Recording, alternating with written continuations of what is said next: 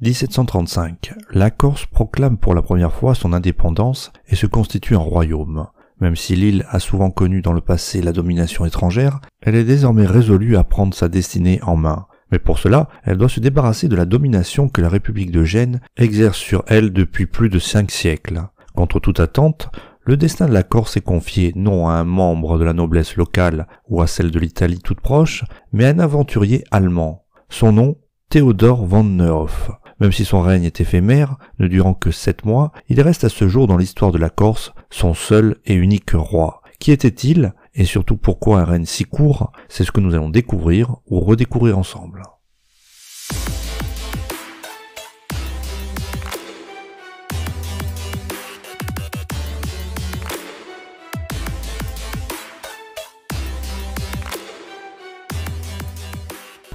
Nehoff naît à Cologne en 1694.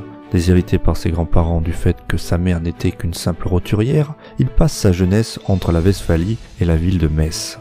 Le destin lui tend les bras lorsque sa sœur obtient une nomination importante, celle de demoiselle de compagnie au service d'une dénommée Élisabeth Charlotte de Bavière, princesse palatine et épouse du propre frère du roi Louis XIV.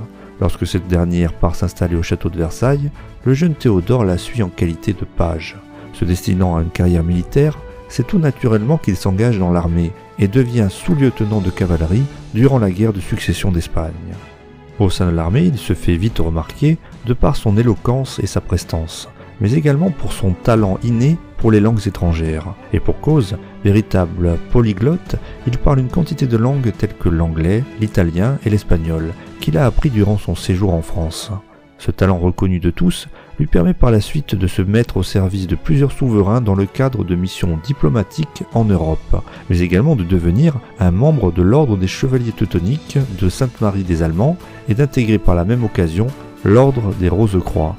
En 1729, les Corses se révoltent face à la pression fiscale, de plus en plus forte, que la République de Gênes leur impose. Il faut dire que la cité ligure exploite l'île comme une colonie depuis maintenant près de 5 siècles. Conséquence, les Corses ne peuvent ni accéder à la propriété, ni aux charges importantes. Certaines sources indiquent que l'origine de cette révolte envers les Génois découlerait d'un événement bien précis, le jour même où un magistrat tenta de soutirer une pièce à un berger, sous prétexte d'impôt, mettant le feu aux poudres, précisément dans la région du Bozio. Les notables soutenant à leur tour la révolte populaire, elle aboutit le 30 janvier 1735 à la proclamation de l'indépendance de l'île et à l'adoption d'une constitution écrite, la première de l'histoire moderne, introduisant les notions de souveraineté du peuple et de séparation des pouvoirs. Pour le moment, le régime en place semble s'apparenter à celui d'une monarchie constitutionnelle, et qui dit monarchie dit souverain, qui donc placé sur ce trône vacant, plus facile à dire qu'à faire. En effet, nombreux sont ceux qui refusent cette nouvelle couronne à l'instar du roi d'Espagne. Finalement, c'est sur Théodore de Nehoff que se porte le choix des chefs révolutionnaires insulaires, composé entre autres d'un certain Luigi Giaffieri. Engagé par ces derniers, Nehoff débarque à Aléria le 25 mars 1736, le dimanche des Rameaux. L'Allemand ayant revêtu un long manteau écarlate, y fait sensation, d'autant plus qu'il n'arrive pas les mains vides. Avec lui, il apporte des armes et des munitions, mais également de l'argent afin de chasser définitivement les Génois de l'île. De plus, il promet que d'autres approvisionnements arriveront prochainement dès qu'il aura ceint la couronne de son nouveau royaume. Et c'est chose faite le 15 avril 1736, puisqu'il est couronné à Alezane, non pas roi de Corse, mais des Corses, sous le nom de Théodore Ier. Depuis l'ancien palais épiscopal de Cervione, devenu sa résidence, le nouveau souverain prend son rôle très à cœur. C'est ainsi qu'il approuve la constitution monarchique, distribue des titres de noblesse et crée sa propre monnaie. Prenant la tête de l'armée corse, il mène en personne la guerre contre Gênes. Cependant, il sait que parvenir à bouter les Génois hors de Corse, sans appui extérieur, tiendrait du miracle. C'est pourquoi le 10 novembre 1736, Théodore Ier quitte la Corse, non sans avoir au préalable confié la régence du royaume à Luigi Giaffieri, bien décidé à convaincre les autres pays européens de l'aider. La République de Gênes profite alors de son absence pour mener sur l'île de violentes exactions.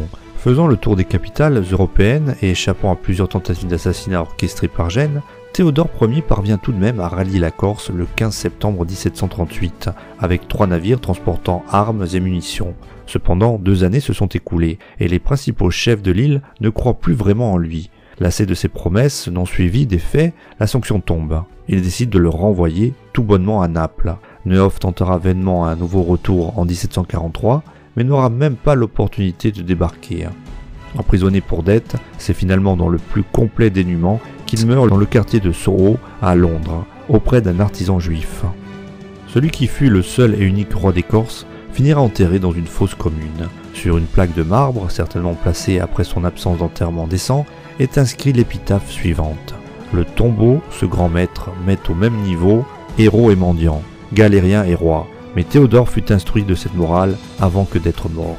Le destin prodigua ses leçons sur sa tête vivante, et lui accorda un royaume, et lui refusa du pain. Bien que son règne fût des plus éphémères, il ouvre néanmoins la voie à un certain Pascal Paoli, qui entre en scène dès 1755, et qui est considéré comme le père de la nation corse. Mais ceci est une autre histoire qui sera contée une autre fois. Voilà, cette vidéo est à présent terminée, j'espère que vous l'aurez appréciée. Si c'est le cas, n'oubliez pas de mettre un pouce bleu et de vous abonner tout en sélectionnant la petite cloche pour ne pas rater la sortie des nouvelles vidéos. Il s'agit d'une première vidéo traitant de l'histoire de la Corse. D'autres viendront prochainement. N'hésitez pas à laisser un commentaire afin de me dire ce que vous en avez pensé. En attendant, je vous donne rendez-vous très prochainement pour une nouvelle vidéo sur Hérodoc, la chaîne Histoire. À bientôt.